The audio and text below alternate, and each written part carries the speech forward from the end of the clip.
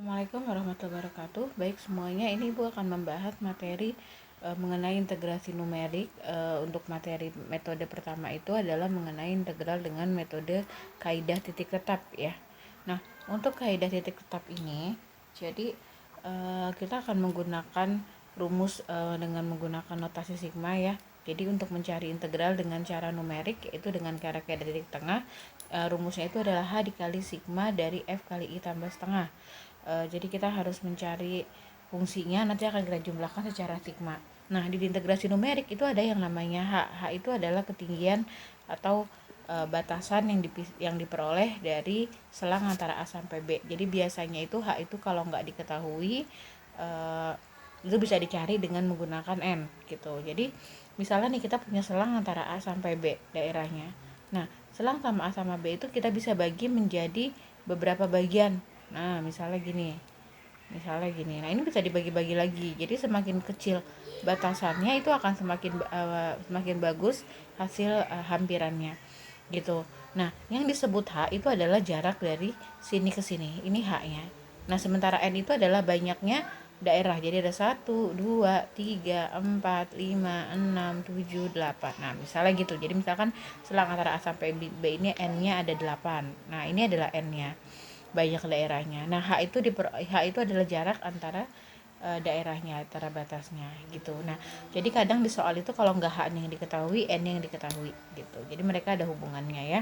Nah, rumusnya itu adalah N sama dengan B dikurang A sama dengan H. Jadi N itu adalah B dikurang A dibagi H. Nah, jadi sebaliknya, jadi kalau mencari H itu berarti B dikurang A dibagi N. Jadi bisa bolak-balik. Nah, coba kita lihat contohnya. Yang pertama, misalkan kita mencari integral antara 1,8 sampai 3,4 dari E pangkat X dengan H-nya 0,2. Nah, di sini H-nya diketahui. Nah, kalau secara eksak kan biasa ya, integral biasa, integral dari E pangkat X.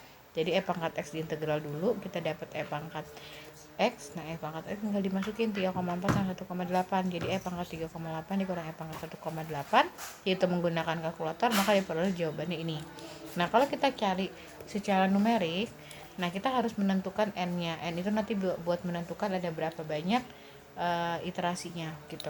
Tabel bantuan buat menghitungnya nanti ada berapa banyak.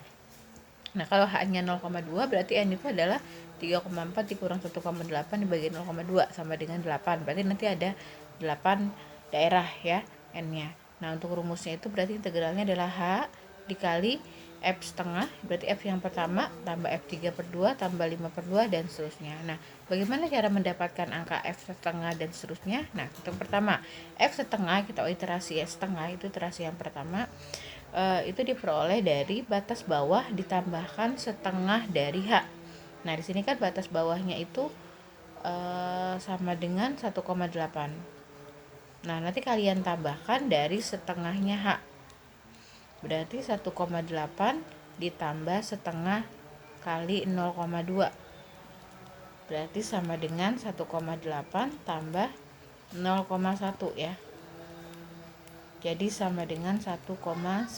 Nah, jadi ini tuh diperolehnya dari situ. Jadi batas paling bawah ditambahkan setengah dari H-nya tadi 0,2. Nah, nanti untuk yang berikutnya ini sebenarnya tinggal ditambahin H-nya aja. Di sini kan H-nya 0,2. Jadi berikutnya itu 1,9 tambah 0,2, 2,1. 2,1 tambah 0,2, 2,3 dan seterusnya. Kalian tambahkan sampai di iterasi ke-8. Di sini diperoleh 3,3. Nah, untuk mencari f(x)-nya ini tinggal dimasukkan ke rumus aja. Kalian masukkan ke E pangkat X. Jadi 1,9 E pangkat 1,9 segini, 2,1 E pangkat 2,1 ini tinggal dimasukkan ke kalkulator ya. Nah, kita sudah punya datanya masing-masing. Jadi nanti setelah kita punya tabel bantuan dan menghitung datanya, maka kita bisa masukkan ke rumusnya. Tadi rumusnya itu adalah H 0,2 ditambahkan F-nya ya, fungsinya. Jadi kalian jumlahkan ini semua nilai yang ada di fxr ini, kalian bisa jumlahkan, maka 0,2 kali 119. Nah, ini adalah jawabannya 23,87454. Nah, kita lihat eksaknya adalah 23,914, maka galatnya itu sama dengan 23,914 dikurang sama 23,87454. Nah, dikurang. Nah, ini nanti tidak mendapat galatnya. Jadi kurang lebih ini galatnya itu adalah 6 ini 4, 3, 9 ya, 10 dikurang 7, 3, nah 0,03946. Ini galet kesalahannya, jadi kecil ya, cukup kecil gitu.